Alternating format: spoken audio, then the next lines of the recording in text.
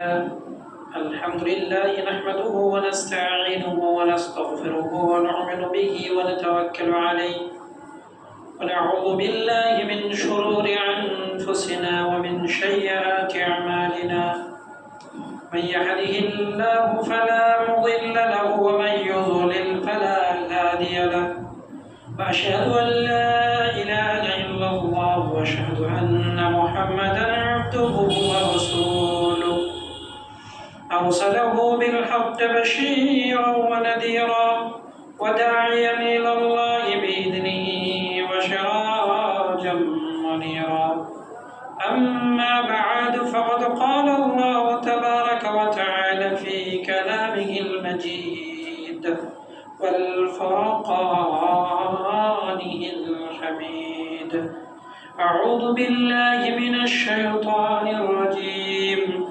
بسم الله الرحمن الرحيم يرفع الله الذين آمنوا منكم والذين أوتوا العلم درجات وقال سبحانه وتعالى في موضع آخر قل هل يستوي الذين يعلمون والذين لا يعلمون إنما يتذكر أولو الألباب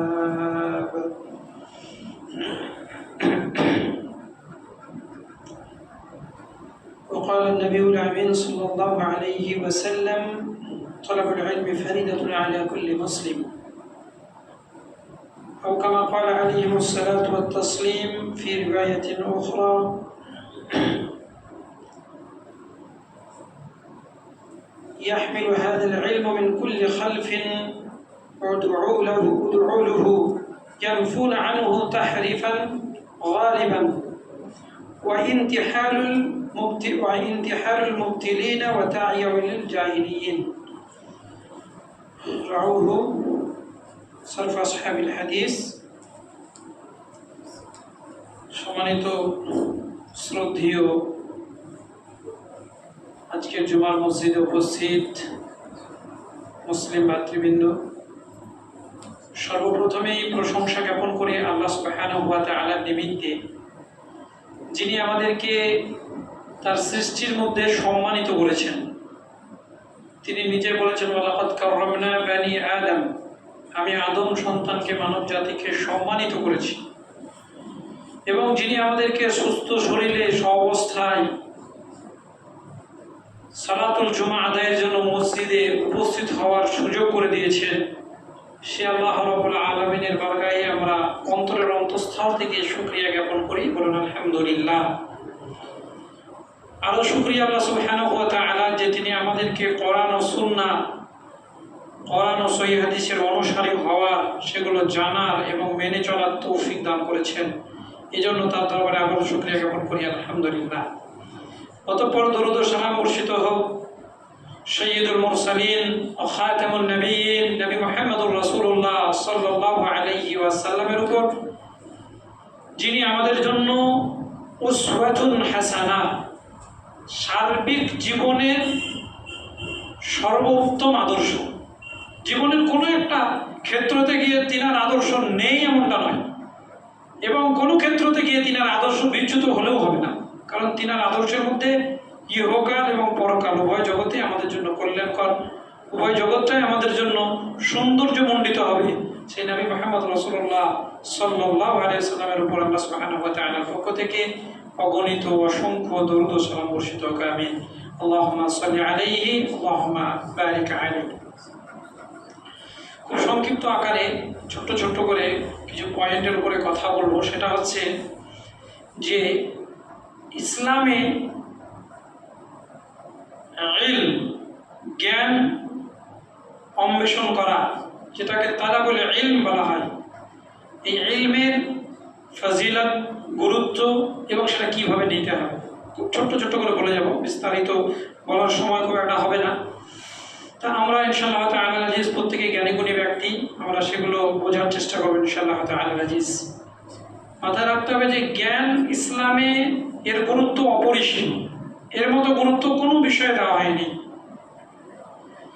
ইমাম বুখারী রাহিমাহুল্লাহ তাআলা তিনি সহিহুল বুখারীতে একটা অধ্যায়, একটা বাব জায়গা হইতে বলা হয়, একটা অধ্যায় রচনা করছেন। অধ্যায়ের নাম দিচ্ছেন বাবুল ইলমি ক্বাবলাল কওলি ওয়াল আমাল।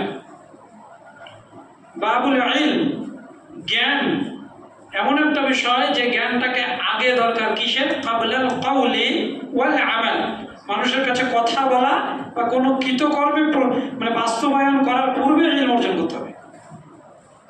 কেন কথা বলার পূর্বে আল্লাহ তাআলা স্বয়ং নিজে বলেছেন, ওয়ালা তাকফু মা লাইসা লাকা বিহি ইলম ইন্না সামআ ওয়াল বাসারা ওয়াল ফুআদ কুল্লু উলাইকা কানা আনহু মাসউলা। সূরা আন-নিসা 17 নম্বর সূরা 36 নম্বর আয়াত। আল্লাহ বলছেন যে যে বিষয়ে তোমার ইলম নেই, জ্ঞান নেই, সে বিষয়ে কথা বলো না। সরাসরি নিষেধ। না জানলেও আমাকে কোনো রকম ভাবে জড়িয়ে টড়িয়ে বলে দিতে হবে একটা কিছু, না বললে আমার মর্যাদা কমে যাবে, আমার গুরুত্ব কমে যাবে, এগুলো ইসলাম বিরোধী ভাবনা চিন্তা। আমি জানি মানে সব জানবো তা কখনোই হতে পারে না। জ্ঞানের কোনো শেষ নেই, সুতরাং জানতে হবে।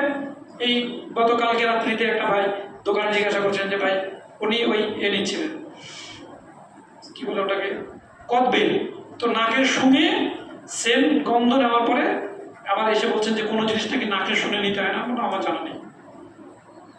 ওটা যে হ্যাঁ ভাই যুক্তিতে তর্কতে বলতে হবে আমাকে, আমার কোনো স্পষ্ট নেই।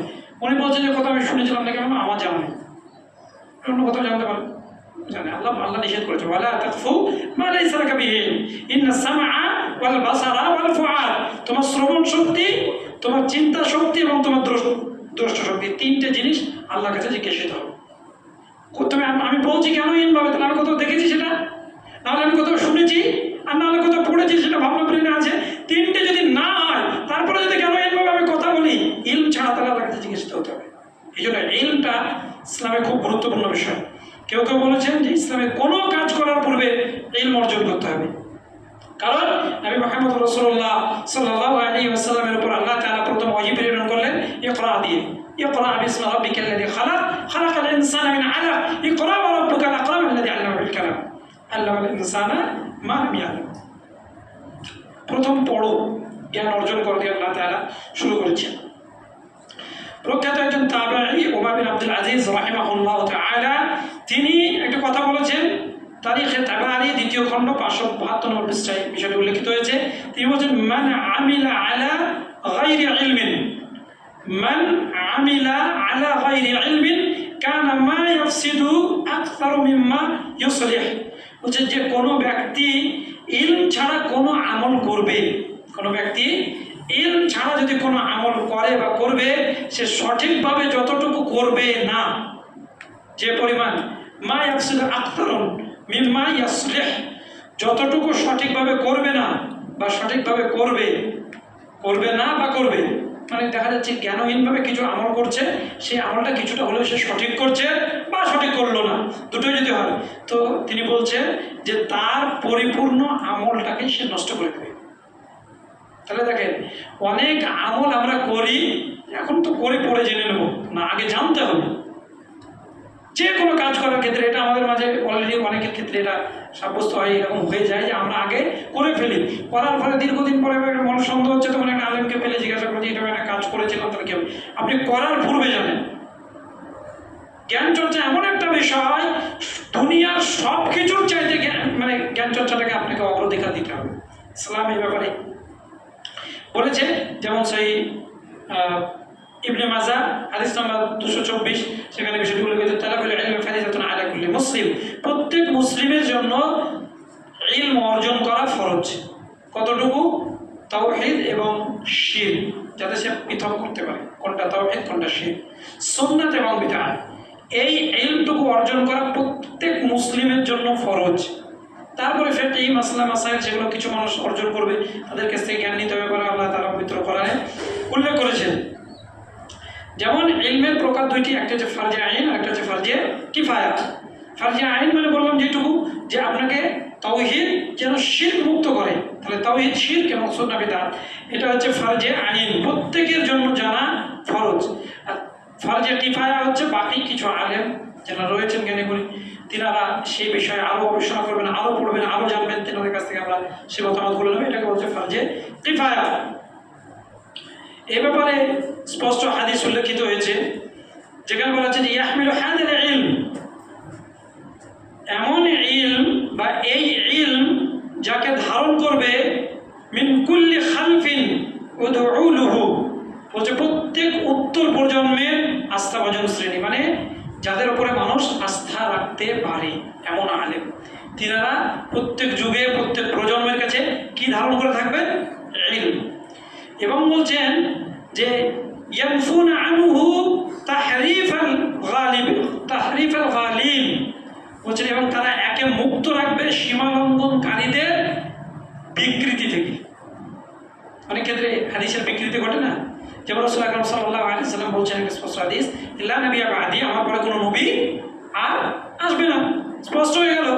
কিন্তু মুসাইলামাতুল কাযযাব বা গোলাম আহমদ কাদিয়ানী নিজেকে যখন নবী দাবি করলো, ওই হাদিসের সঙ্গে আবার যুক্ত করলো কি, লা নবিয়্যা বা'দি ইল্লা আইয়াশা আল্লাহ, আল্লাহ যদি চান তো আসতে পারে। আল্লাহ চেয়েছেন তাই আমি এসেছি নিজের সুবিধার জন্য। এখন যদি আমি নিজে নিজে কোথাও এই হাদিসটাকে পড়ি, আমার কোনো হাদিস বা কোরআন সুন্নাহ সম্পর্কে ইলম নেই, নলেজ নেই, এখন যদি আমি হাদিসের একটা বই তুলে নিলাম আর বইয়ে হাদিসটাকে পেলাম যে লা নবিয়্যা বা'দি ইল্লা ইয়াশা আল্লাহ, আল্লাহ নবী বলেছেন যে তিনার পরে কোনো নবী আসবে না, কিন্তু আল্লাহ চাইলে আসতে পারে। আমি আর বুঝতে চাইলাম না যে ওই অংশটুকু বাড়তি ও হাদিস না এটাকে পৃথক করেছেন, তাহলে আমি বিভ্রান্তির শিকার হবো। এই জন্য আলেমদের সান্নিধ্য থেকে, আলেমদের নিকটবর্তী হয়ে আমাকে ইলম অর্জন করতে হবে। শুধু বই পড়ে ইলম অর্জন করাও অনেক সময় ক্ষতির কারণ হতে পারে। তাহলে এই যে অংশটুকু তারা বিকৃত করলো, এই থেকে তারা কি করবে? হকপন্থী আলেমেরা মুক্ত রাখবে দিনকে সীমালঙ্ঘন থেকে, এবং বাতিলপন্থীদের মিথ্যাচার থেকে, এবং ওয়া ইনতিহারাল মুবতিলিন ওয়া তা'ওয়িলাল জাহিলিন, এবং মূর্খদের অপব্যাখ্যা থেকে, মূর্খদের অপব্যাখ্যা থেকেও কি করবে? রক্ষা করবে। যেমন একটা স্টেজে কোনো একজন বক্তা, এটা দেখছিলাম ফেসবুকে, তিনি বলছেন যে আল্লাহ রাসূল সাল্লাল্লাহু আলাইহি ওয়াসাল্লাম বলেছেন, জনৈক ভাইরাল বক্তা বলছেন যে আল্লাহ রাসূল সাল্লাল্লাহু আলাইহি ওয়াসাল্লাম বলেছেন, যদি কেউ বিড়ি, গুড়, সিগারেট, জর্দা ইত্যাদি খায়, পান করে, তাহলে তার 40 দিন নামাজ পড়বে। আল্লাহ রাসূল এটা কথা বলেছেন। পাশেই একজন আলেম সঙ্গে সঙ্গে ধরিয়ে দিলেন, কিন্তু আলেমের সঙ্গে আচরণটা হচ্ছে মূর্খামি। আল্লাহ রাসূল আলেম ভাষাটা কি বলেছিলেন? যে না, আপনি এর ব্যাখ্যা বিশ্লেষণ আল্লাহ রাসূলের নাম দিয়ে করতে পারেন না। আল্লাহ রাসূল যা বলেছেন সেটাই বলতে হবে। আল্লাহ রাসূল ওখানে যে ভাষাটা ব্যবহার করেছেন সেটাই আপনাকে করতে হবে। আল্লাহ রাসূল ভাষা কি ব্যবহার করেছেন? আল্লাহ রাসূল সেখানে বলেছেন মান শারিবাল খামরা, মান শারিবাল খামরা, কেউ যদি মদ পান করে, মদ, মান শারিবাল খামরা লাম তুকবাল লাহু সালাতান 40 সাবহান, তাহলে তার 40 দিন ইবাদত কবুল হবে না। এবার আপনি ব্যাখ্যায় বলতে পারেন যে এখন সেই নেশা জাতীয় দ্রব্যের মধ্যে পড়তে পারে বিড়ি, জর্দা, গুল, সিগারেট, এটা আপনার ইখতিয়ার আছে, কিন্তু আল্লাহ রাসূলের ভাষা, আল্লাহ রাসূল বলেছেন বিড়ি, সিগারেট, এটা কোরআন হাদিসের কোথাও নেই। ভাইয়ের বক্তব্য হচ্ছে আমরা তাদের কাছ থেকে ইলম নিতে যাচ্ছি, এটা মানুষ বিভ্রান্তির শিকার হচ্ছে, এবং তার পিছনে অনেক কোরআন সুন্নাহর অনুসারী ভাইয়েরা সাপোর্ট করছেন। আলেম বিহীন ইলম অর্জনের বিশাল ক্ষতি একটা দিক রয়েছে। তাহলে মূর্খদের ব্যাখ্যা থেকেও আলেমরা কি করবেন? দিনকে রক্ষা করবেন। এই জন্য ইলম চর্চা করতে হবে। আল্লাহ তাআলা বলেছেন এ ব্যাপারে, এক নম্বর হচ্ছে কোরআন এবং সুন্নাহ, যে আমরা বারবার বলছি এই কোরআন এবং সুন্নাহয় ইলম অর্জনের ব্যাপারে কত গুরুত্ব আরোপ করা হয়েছে। আমরা পবিত্র কোরআন থেকে প্রথমত দেখি সূরা আন-নাহল আয়াত নম্বর 44, এটা আমরা শুনি, ফাসআলু আহলায যিকর ইন কুনতুম লা তা'লামুন বিল বায়িনাতি ওয়াস সুবুর, বিল বায়িনাতি ওয়াস সুবুর। আল্লাহ সুবহানাহু ওয়া তাআলা বলছেন তোমরা যারা জানো না, জানতে বাকি আছে, তারা জানা মানুষের নিকটে জানো, আর যে মানুষটার কাছে জানবে বিল বায়িনাত ওয়াস সুবুর, স্পষ্ট গ্রন্থ, স্পষ্ট প্রমাণ সহ জানবে। বলে দিল কারোর উপর আমরা ন্যস্ত হতে পারি, তিনি বলেছেন মানে সেটা সঠিকভাবে নাও হতে পারে। এই জন্য শেখ এটা কোথায় আছে একটু যদি আমাকে বুঝিয়ে বলতেন খুব উপকৃত হতাম। তিনি যখন বললেন এই গ্রন্থে আছে অমুক জায়গায়, তখন আপনি সেটা আস্থা রাখেন, হ্যাঁ উনি বলেছেন মানে এই দলিল আছে, ব্যাস, আর আপনাকে দলিল দেখার দরকার নেই। যদি কোরআন সুন্নাহর আলেম হয় তখন আপনি ওই পর্যন্ত মানেন, বাকি দায়ভার তার উপরে বর্তাবে।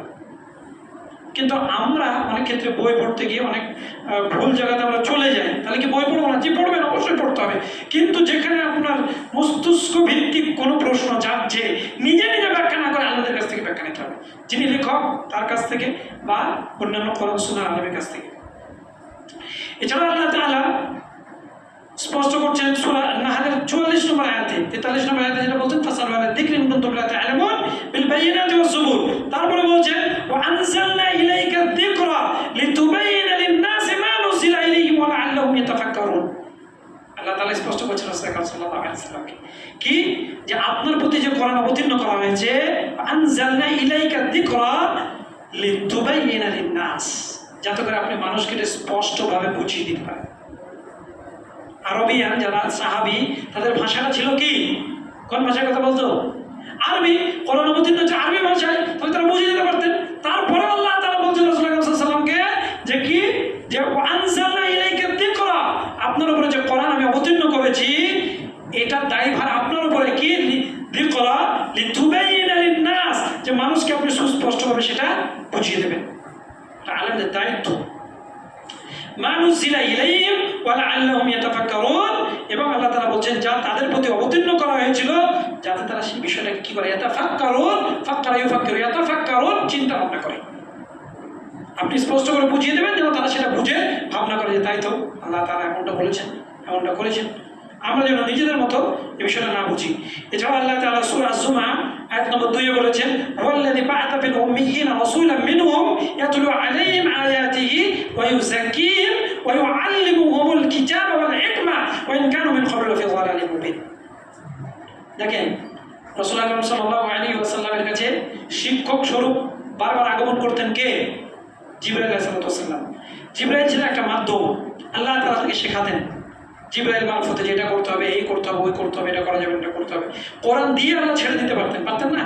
মুহাম্মদ তোমার কোরআন দিয়ে দিলাম, তুমি যা ইচ্ছা করো না। তারপরে আল্লাহ তাআলা শিখিয়েছেন, আল্লাহ তাআলা এটা মানদণ্ড রেখেছেন যে ইলম আলেমদের কাছ থেকে নিতে হবে। আমরা অনেক ক্ষেত্রে জুমার খুতবাতে আহ্বান করি জেনারেল কাউকে, কথাগুলো শুনতে ভালো লাগে, ডেকে নিলাম। এটা যদি আবার কোনো আলেম বিরোধিতা করে আমরা বলি যে আলেমটা হিংসা করছে। ওর উপরে হিংসার কিছু নেই। কিসের হিংসা? হিংসা ইসলামের কোনো মানে না। কেন আপনার ঈমানের ক্ষতি না হয় এই জন্য উনি দায়িত্ব হিসেবে বলেন। এছাড়া আল্লাহ তাআলা পবিত্র কোরআনে বলছেন যে মানুষ যদি কোরআন এবং সুন্নাহর ইলম ছাড়া কোনো আমল করে, কোরআন সুন্নাহর ইলম অর্জন করা থেকে বিরত থাকে, তাহলে কাল কিয়ামতের মাঠে রাসূল আকরাম সাল্লাল্লাহু আলাইহি ওয়াসাল্লাম এই উম্মতের বিরুদ্ধে সাক্ষী দেবেন। আল্লাহ তাআলা সূরা ফুরকানের 30 নম্বর আয়াতে কথা বলছেন, রাসূল আকরাম সাল্লাল্লাহু আলাইহি ওয়াসাল্লাম বলবেন ওয়াকালা রাসূলু ইয়া রাব্বি, হে আমার রব, ইন্না কওমি ইত্তাখাযু হাযাল কুরআনা মাহদুরা। রাসূল আকরাম সাল্লাল্লাহু আলাইহি ওয়াসাল্লাম বলবেন, হে আমার রব, ইন্না কওমি ইত্তাখাযু, এটা যে আমার কওম, আমার জাতি, আমার গোত্র, আমার উম্মাহ, এরা কি করেছে? ইত্তাখাযু হাযাল কুরআনা মাহদুরা, এরা এই কোরআনকে পরিত্যাজ্য মনে করেছে, এর ইলম অর্জন করতে চায়। ও সায়েন্স পড়েছে, বিজ্ঞান পড়েছে, দুনিয়ার অনেক নোবেল নাটক পড়েছে, অনেক সাহিত্য পড়ে গেছে, অনেক গল্প গুজব পড়েছে, তো কোরআন যে তার একটা দায়িত্ব ছিল তার ইলম অর্জন করা, এটা সে মনে করতো না। বিরুদ্ধে সাক্ষী দেবে যে আল্লাহ তুমি তাদেরকে শাস্তি দাও। সুতরাং আমাদেরকে সেই জায়গা থেকে বেঁচে চলার জন্য ইলম অর্জন করতে হবে। এবং এ ব্যাপারে আল্লাহ তাআলা পবিত্র কোরআনে আরো অনেক বিষয় উল্লেখ করেছেন, সেদিকে আর এগোতে চাচ্ছি না সময়ের স্বল্পতার কারণে। ইলম অর্জনের ক্ষেত্রে নিয়াতকে বিশুদ্ধ করতে হবে, এটা হচ্ছে 1 নম্বর শর্ত। যদি নিয়াত বিশুদ্ধ না হয় তাহলে ইলম অর্জন করে জাহান্নামে যেতে হবে। এক শ্রেণীর আলেম জাহান্নামে যাবে। কেন যাবে? কারণ তাদের নিয়াত ছিল ইলমের মাধ্যমে দুনিয়া উপার্জন করা। বক্তা আমি হয়েছি, বলছি ফোন করে দেয়, হ্যাঁ আমাকে 25-30 হাজার টাকা লাগবে, তাহলে আমি বলতে যাব। 25-30 হাজার টাকা জনগণ দিয়েও নিয়ে আসছে। এই যে দুনিয়া উপার্জন করা, এটা যদি নিয়াত থাকে তাহলে তার জন্য প্রচন্ড ক্ষতি। সুনানে আবু দাউদ এবং মুসনাদ আহমদের মধ্যে হাদিসটি এসেছে। মুসনাদ আহমদ হাদিস নম্বর 8457, সুনানে আবু দাউদ হাদিস নম্বর 3664, যেখানে রাসূলুল্লাহ সাল্লাল্লাহু আলাইহি ওয়াসাল্লাম বলেন, মান তাআল্লামা ইলমান মিম্মা ইয়াবতাগি বিহি ওয়াজহিল্লাহি আযজা ওয়া জাল্লা লা ইয়াতাআল্লামু ইল্লা লিয়ুসিবা বিহি আরদান মিনাদ দুনিয়া লাম ইয়াজিদু আরাফাল জান্নাহ ইয়াওমাল কিয়ামাতি ইয়ানি রিহাহা। রাসূল আকরাম সাল্লাল্লাহু আলাইহি ওয়াসাল্লাম বলেন যে কোনো ব্যক্তি যে ইলমটা আল্লাহর সন্তুষ্টি অর্জনের জন্য করা হয়, দ্বীনের ইলমটা কার সন্তুষ্টির জন্য? আল্লাহর সন্তুষ্টির জন্য, আমার ইবাদতটাকে শুদ্ধ করার জন্য, আল্লাহকে পাওয়ার জন্য। বলছে এই ইলমটাকে যদি কেউ লিইউসিবা বিহি আওযাম মিনাদ দুনিয়া, দুনিয়া আকাঙ্ক্ষা, দুনিয়া পাওয়ার লোভে যদি কেউ অর্জন করে, কটা হতে পারে দুনিয়া, আমাকে লোকে বিশাল আলেম বলবে, এই একটা আকাঙ্ক্ষা থাকে, তাকে আলেমও বলে, বড় আলেম বলে, দুনিয়া পর্যন্তই শেষ। আবার এইরকম হতে পারে যে না, এই ইলমটাকে জালসা জুলুসে গিয়ে আমি মানুষের কাছে একদম বড় বড় চুট গলার কিছু কথা বলে যা দিবে উপার্জন করে নেব, তাহলে দুনিয়া পেয়ে গেল। বলছে যদি এটা হয়, লাম ইয়াজিদু আররাফাল জান্নাহ, সে ব্যক্তি জান্নাতে প্রবেশ করতে পারবে না। দেখছেন, ইলম অর্জন করবে তাও জান্নাতে যাওয়া যাবে না, যা দিনের জন্য খুবই গুরুত্বপূর্ণ। দিন টেকাতেই পারবেন না আপনি ইলম ছাড়া, শুধু নিয়াতের ঘাটতি হয়ে গেলে শেষ। আজকাল জেনারেল মানুষেরা খুতবা দেওয়ার জন্য উদ্বুদ্ধ, কেন, কি নিয়াতে, আল্লাহ তাআলা ভালো জানেন। আমরাও তাই হয়েছি। আমরা কেমন, দু চারটে বই পড়ার পরে মনে করি আমার ইলম কমপ্লিট, আর পড়ার দরকার নেই। নাউযুবিল্লাহ, দিন রাত আপনাকে আমাকে চর্চায় থাকতে হবে, দিন রাত থাকতে হবে। আপনি কোরআন সহিহ হাদিস পেয়েছেন তো পেয়েছেন, আলহামদুলিল্লাহ ভালো, আরো জানতে হবে আপনাকে। 24 ঘন্টা আল্লাহ দেওয়ার সময় ব্যয় করছি আমরা আল্লাহর কাজের জন্য, সময় বের করতে পারবো না? 2-3 ঘন্টা বের করতে হবে, ইলম চর্চায় চর্চিত থাকতে হবে। এবং রাসূল আকরাম সাল্লাল্লাহু আলাইহি ওয়াসাল্লাম বলছেন যে কিয়ামতের মাঠে, ইয়াউমুল কিয়ামাতি ইয়ানি রিহাহা, এবং কিয়ামতের মাঠে তারা যে জান্নাত পাবে না এটা তো বটেই, জান্নাতের ঘ্রাণও পাবে না। সুবহানাল্লাহ, কত ক্ষতি নিয়াতটাকে একটু ঘুরিয়ে দেওয়ার জন্য। নিয়াতের ব্যাপারে বিশিষ্ট বুজুর্গ বিসরি হাফিজাহুল্লাহু তাআলা তিনি বলছেন, লা আ'লামু আলা ওয়াজহিল আরদা আমালান আফদালু মিন তালবিল ইলম ওয়া হাদিসুন লিমান ইত্তাকাল্লাহু ওয়া হাসানাত নিয়াতুহু। তিনি বলছেন যে পৃথিবীর বুকে ইলম অন্বেষণের চেয়ে, ইলম অর্জনের চেয়ে শ্রেষ্ঠ কোনো আমল সম্পর্কে আমার জানা নেই।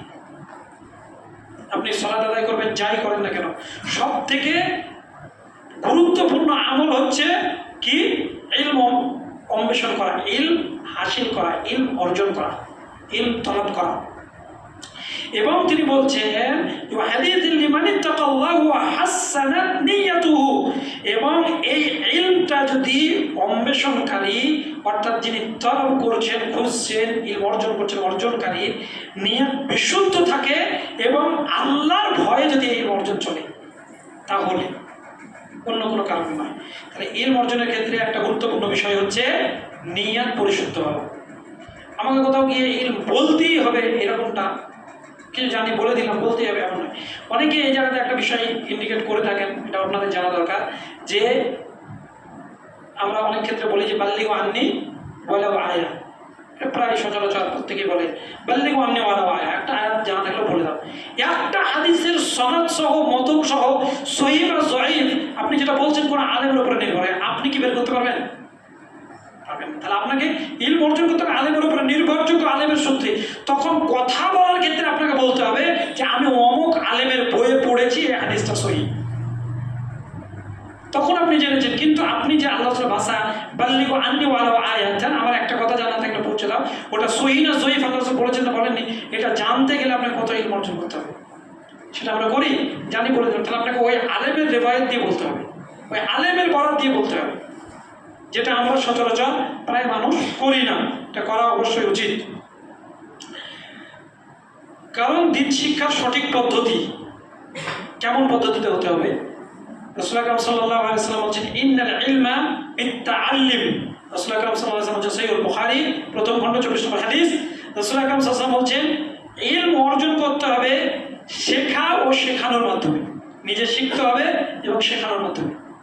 শুধু শিখে গেলাম, শেখালাম না তাও নয়, ইলম শিখতে হবে এবং শেখাতে হবে। তাহলে শেখানোর মাঝে আমি শুধু শেখাবো, শিখবো না তাও হবে না, সারা জীবন কত কিছু শিখতে হয়। অনেকদিন আগে একটা জায়গাতে একটা ছোট বাচ্চা, ওনার পিতা একটা খেজুরের প্যাকেট নিয়ে আমাদের সম্মুখে খুললেন, তারপরে আমার সামনে বাড়িয়ে দিলেন যে নেন। তা আমি বিসমিল্লাহ বলে নিলাম। শুধুমাত্র এই শিক্ষার যে জায়গাটা, আমি মিডিল থেকে একটা খেজুর তুলেছি।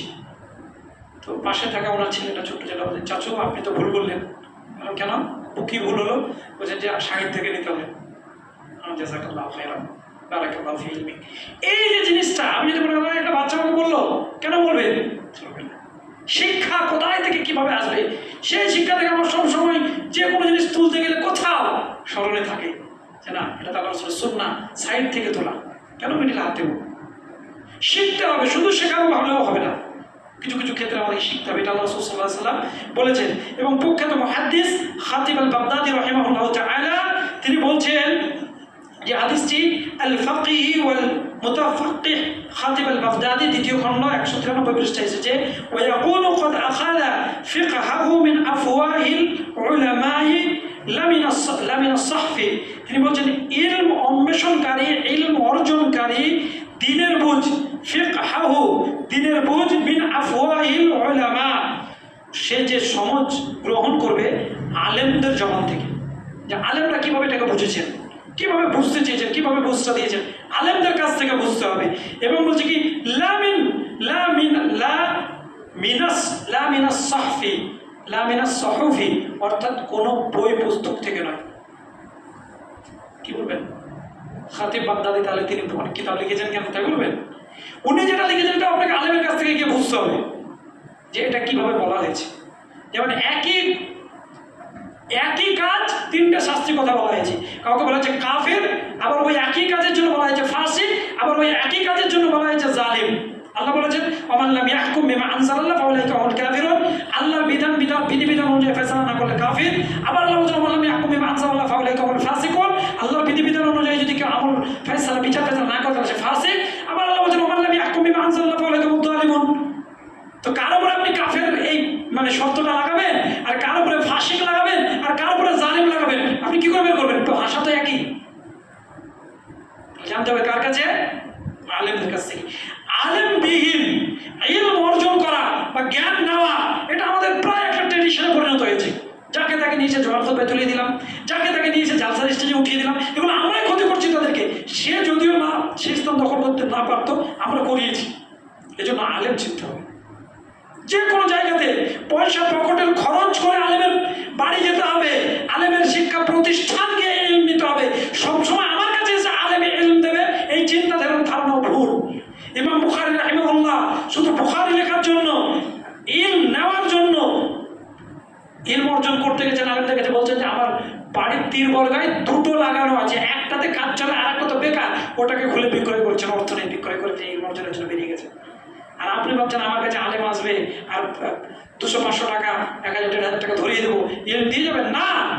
আপনাকে পয়সা খরচ করে ওনার কাছে গিয়ে ইলম নিয়ে আসতে হবে। বড় বড় বড় মানের আলেম যারা রয়েছেন তেনাদের কাছ থেকে, তেনাদেরকে কোনো সময় সুযোগ সুবিধা করে আমরা ইলম নেওয়ার জন্য তেনাদেরকে ডাকলাম, তাদেরকে মূল্যায়ন করতে হবে, তাদের মর্যাদা দিতে হবে। এদের মর্যাদা পবিত্র কোরআন এবং সুন্নাহয় অত্যাধিক বেশি। ইলমের জন্য প্রয়োজন হচ্ছে মেহনতের। ওই বিষয়টা আরও ছিল, সেদিকটা আমি আর কোরআন সুন্নাহ দিয়ে এগোতে পারছি না সময় স্বল্পতার কারণে। শুধু সঙ্গে ইলমের জন্য দরকার হচ্ছে প্রচণ্ড পরিমাণে মেহনতের। আমরা করি না, কেউ আসবে জুমায় একটা বলবে কিছু 2-4টে কথা শুনে নেবো, অর্জন হয়ে গেল। একটা জালসা শুনে নেবো, সোশ্যাল মিডিয়ায় একটা কিছু শুনে নেবো। সোশ্যাল মিডিয়ার এই ফাঁদে পড়ে কত মানুষ বিভ্রান্তির শিকার হচ্ছে, কত মানুষ খারেজি হয়ে গেছে, মারো কাটো এরকম তৈরি হয়ে গেছে অনেক ভাইদের মধ্যে, আমাদের দিনী ভাইদের মধ্যে অনেকে তৈরি হয়ে যায়। এটা চলা যাবে না, কাফেরদের বিরুদ্ধে যুদ্ধ না করলে বাঁচা যাবে না। তো কার সঙ্গে যুদ্ধ করবেন আপনি? কাকে নিয়ে যুদ্ধ করবেন? যুদ্ধের সিস্টেমটা কি? কোরআন সুন্নাহ কিভাবে যুদ্ধ করতে বলা হয়েছে, তার জন্য শর্ত কি আছে, কোন শর্তগুলো প্রয়োগ করলে তারপরে আমার উপরে এটা ওয়াজিব হবে, ফরজ হবে, কিছুই জানলেন না। এক শ্রেণীর দল তৈরি করে নিল শুধুমাত্র আলেমদের থেকে বিচ্যুত হওয়ার কারণে। এক শ্রেণীর মানুষ এখন গড়ে উঠছে আলেম বিদ্বেষী, আলেমদের কাছ থেকে ইলম নিতে চায় না, বলছে আমি নিজে স্বয়ং সম্পন্ন। এদের কাছ থেকে বেঁচে থাকবেন, এরা অত্যাধিক ক্ষতি। তো এর জন্য রয়েছে মেহনত। আব্দুল্লাহ ইবনে মাসউদ, যাকে প্রখ্যাত মুফাসসির বলা হয়, তিনি বলছেন ইন্না আহাদুকুম লাউ ইউওয়ালাদু আলিমান ওয়া ইন্নামা ইলমু বিত্তাআল্লিম। তিনি বলছেন তোমাদের কেউ আলেম হয়ে জন্মগ্রহণ করে না। করে কেউ একটা বাচ্চা জন্মগ্রহণ করছে, সে আলেম না। তারপর তিনি বলছেন ওয়া ইন্নামা ইলমু বিত্তাআল্লিম, এটা কষ্ট করে এই ইলম অর্জন করতে হয়, উপার্জন করতে হয়, তারপরে সে শিক্ষা করার মাধ্যমে আলেম গড়ে ওঠে। এবং ইবনে আব্বাস রাদিয়াল্লাহু তাআলা আনহু যখন জিজ্ঞাসা করা হলো যে আপনি যে এত বিপুল একটা ইলমের ভান্ডার আপনি কিভাবে অর্জন করলেন? তিনি উত্তরে বলছেন বিলিসানিন সাউলিন ওয়া কলবিন আকুলিন। গুরুত্বপূর্ণ কথা।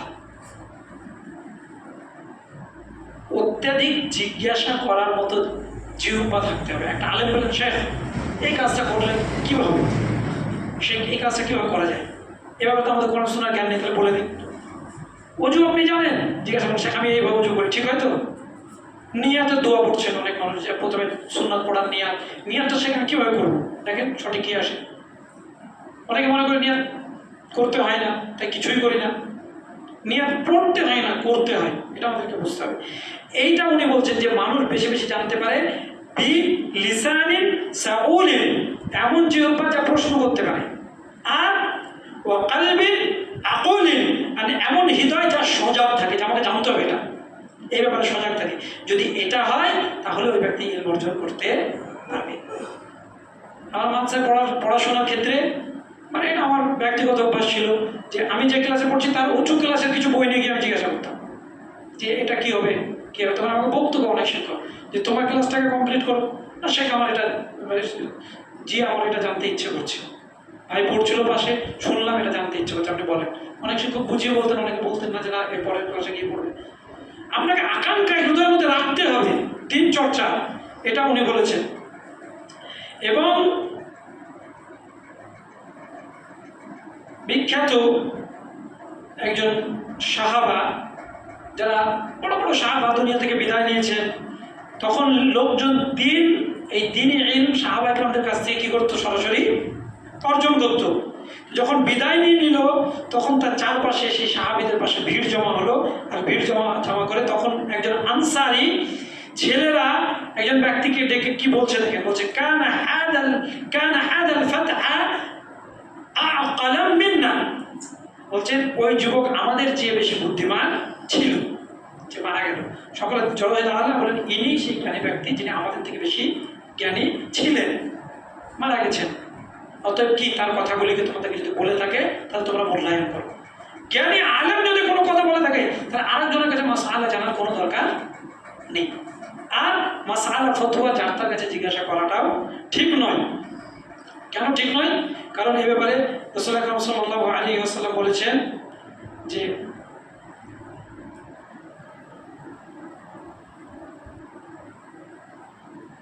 রাসূল আকরাম সাল্লাল্লাহু আলাইহি ওয়াসাল্লাম বলছেন যে দিনটা তোমাদের জন্য হচ্ছে নাসিহা, ফাআম্মান তাআখুযু দীনাহু, সুতরাং তুমি অবশ্যই দেখো তোমার সন্তান সন্ততি পরিবার পরিজন কার কাছ থেকে ইলম অর্জন করছে। সোশ্যাল মিডিয়া কার বক্তব্য শুনি, আরে বক্তব্য শুনছে আমাদের ওখানে একটা ভাই বলছে যে একজনের বক্তব্য শুনবেন একদম হৃদয় জুড়িয়ে যাবে, কি তামিম আল আদনানী, যাকে পৃথিবীর কোনো মানুষ চেনে না। অজ্ঞাত কোনো ব্যক্তির কাছ থেকে ইলম অর্জন করা যাবে না, যত ভালো কথাই বলুক না কেন।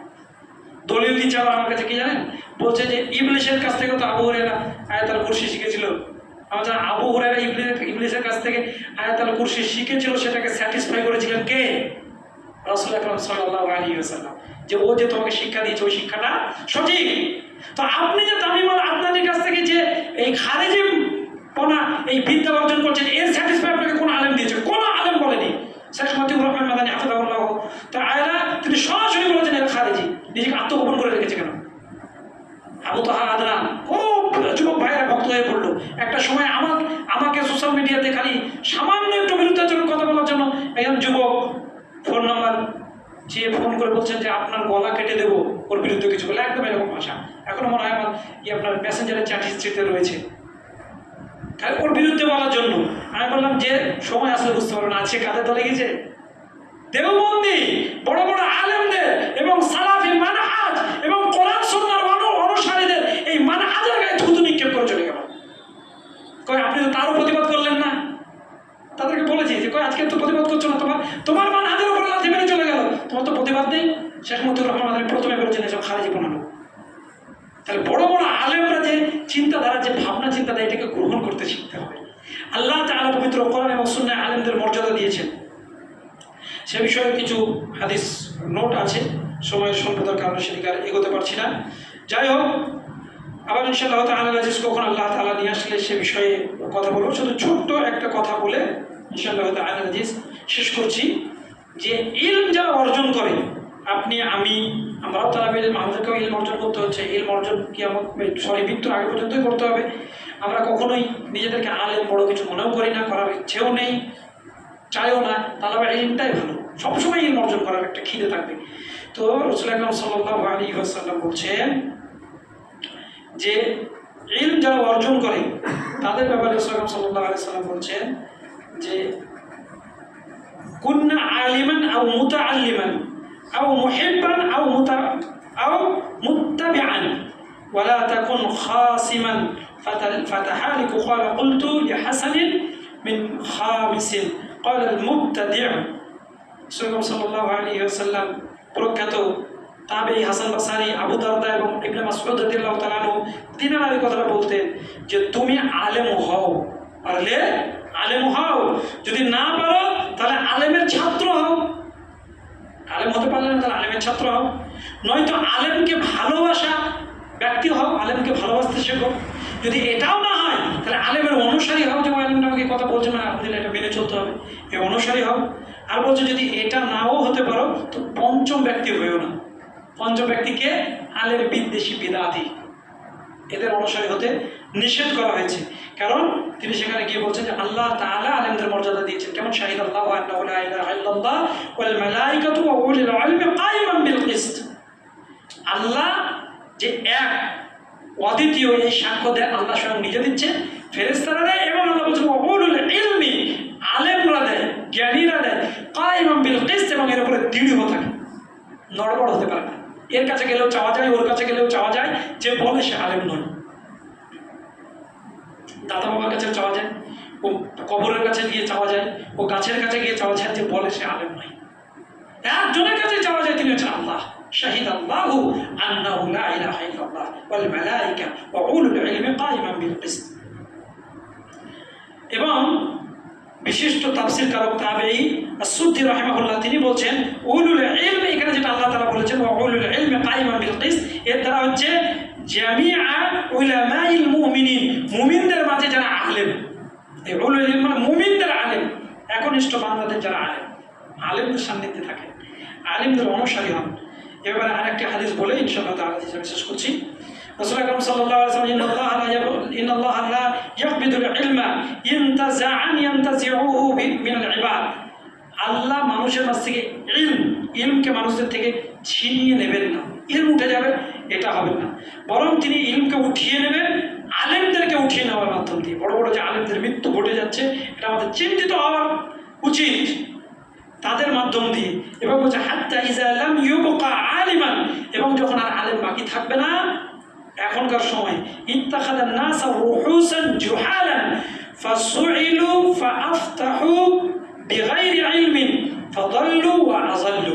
ভয়ঙ্কর কথা। রাসূল আকরাম সাল্লাল্লাহু আলাইহি ওয়াসাল্লাম বলছেন যখন আলেম আর থাকবে না তখন মানুষেরা মূর্খ মানুষের কাছে, রুহুসান জুহালা, একেবারে মূর্খদের কাছ থেকে তাদেরকে নেতা বানাবে, তাদেরকে আলেম বানিয়ে ফেলবে। ফাসুইলু, এবং তাদের কাছ থেকে কোনো প্রশ্নের জিজ্ঞাসা নেবে। একজনকে জিজ্ঞাসা করছেন, আপনারা শুনেছেন, নাম না বললেও আপনারা বুঝতে পারবেন, তবুও বলা উচিত। জিজ্ঞাসা করছে রমজান মাসে কোনো একজন মানুষ যে আমি ইফতার করবো, আমার কাছে বিড়ি ছাড়ার কিছু নেই, কি করবো? ফতোয়াটা কি ছিল?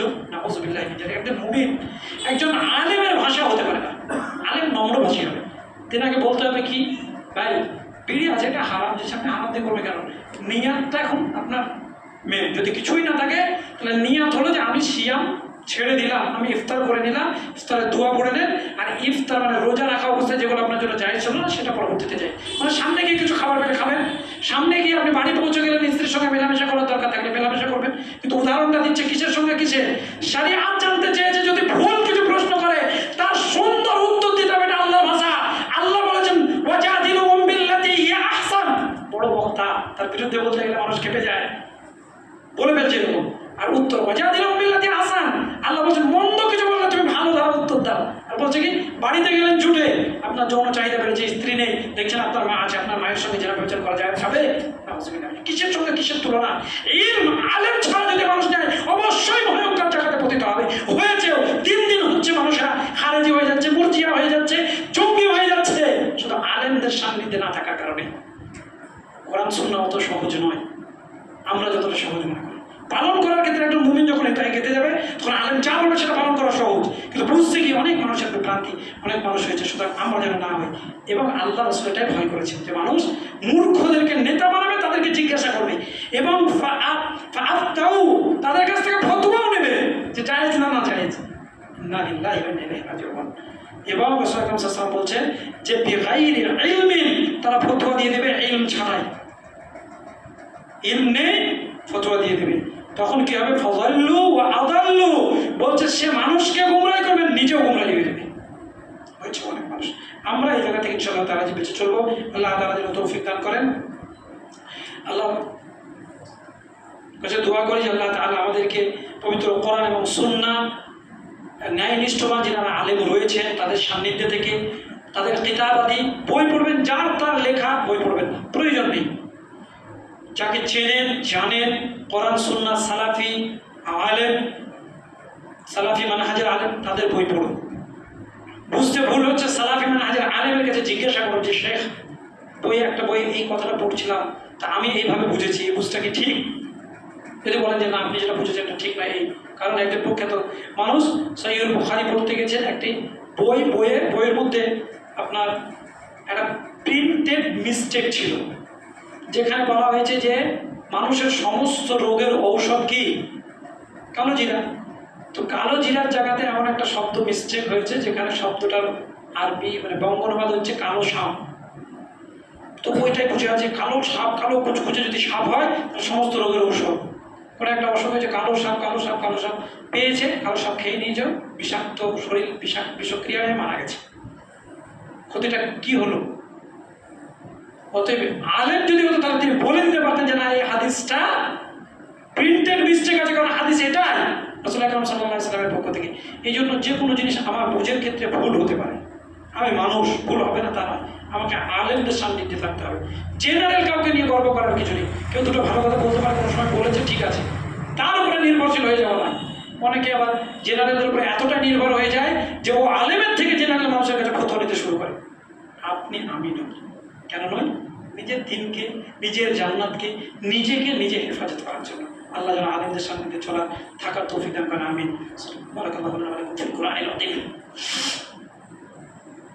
আলহামদুলিল্লাহ ওয়াহদা ওয়া সলাতু ওয়া সালামু আলা মান লা নাবিয়্যা বা'দা ওয়া বা'দা আউযু বিল্লাহি মিনাশ শাইতানির রাজীম। বিসমিল্লাহির রাহমানির রাহিম। কুল হাল ইয়াস্তাবি আল্লাযীনা ইয়া'লামুনা ওয়াল লাযীনা লা ইয়া'লামুনা ইন্নামা ইয়াতাযাক্কারু উলুল আলবাব। আল্লাহ পবিত্র কোরআনে বলছেন, হে মুহাম্মদ সাল্লাল্লাহু আলাইহি ওয়াসাল্লাম আপনি বলে দিন, যারা জানে আর যারা জানে না তারা কখনোই সমান নয়, কখনোই সমান নয়। তাহলে জানা মানুষের নিকটে আমরা জানবো। যারা আলেম রয়েছেন, আমি যদি কোনো আলেমকেই না চিনি তাহলে যার মাধ্যম দিয়ে আলেমদেরকে চিনতে পারবো তাকে গ্রহণ করবো। ভাই আমাকে একটা আলেমের সান্নিধ্যে দেন, আমি আলেমের সান্নিধ্যে গিয়ে এই বিষয়টা ফেসলা করতে চাই। আমার একটা দুর্ঘটনা ঘটেছে, আলেমের কাছ থেকে জানো, ইনশাআল্লাহ তাহলে যে সঠিক বিষয়টা পাবেন এবং আমরা সঠিক পথ সঠিক রাস্তা যেন পাই। অনেক ভাই আলহামদুলিল্লাহ এই ব্যাপারে সচেতন হয়েছেন, আপনারাও হয়েছেন, আপনারা খুব সচেতন মানুষ, বিবেক বুদ্ধিমান মানুষ। সবসময় আলেমদের সান্নিধ্যে থাকার চেষ্টা করুন। জুমাতে আলেমদেরকে বেশি বেশি করে নিয়ে আসুন, আলেমদের কাছ থেকে ইলম অর্জন করুন এবং সেই ইলম অর্জন অনুযায়ী নিজের জীবন পরিচালনা করুন। ইসলামটা খুব শান্তিময় সুখময় হবে ইনশাআল্লাহ তাআলা। আল্লাহ তাআলা যেন সেই পথে চলার তৌফিক দান করেন। আমিন। আল্লাহুম্মা আরিনাল হাক্কা হাক্কান ওয়ারযুকনা ইত্তিবাআহু ওয়া আরিনাল বাতিলা বাতিলান ওয়ারযুকনা ইজতিনাবাহু। আল্লাহুম্মা ইয়াসসির উমুরানা ওয়া নাফির কুলুবানা বিল কিতাবি ওয়াস সুন্নাহ। আকুলু মা তাসমাউন। আল্লাহুম্মা সাল্লি আলা মুহাম্মাদ ওয়া আলা আলি মুহাম্মাদিন কামা সাল্লাইতা আলা ইব্রাহিম ওয়া আলা আলি ইব্রাহিম ইন্নাকা হামিদুম মাজিদ। আল্লাহুম্মা বারিক আলা মুহাম্মাদ ওয়া আলা মুহাম্মাদ কামা বারাকতা আলা ইব্রাহিম ওয়া আলা আলি ইব্রাহিম ইন্নাকা হামিদুম মাজিদ। রাহিমাকুমুল্লাহ। ইন্নাল্লাহা ইয়া'মুরু বিল আদলি ওয়াল ইহসানি ওয়া ইতাইল যিল কুরবা ওয়া ينهى عن الفحشاء والمنكر والبغي يعظكم لعلكم تذكرون. واذكروا الله يذكركم وادعوه يستجب لكم. ولذكر الله تعالى ولو ضل ثم أكبر.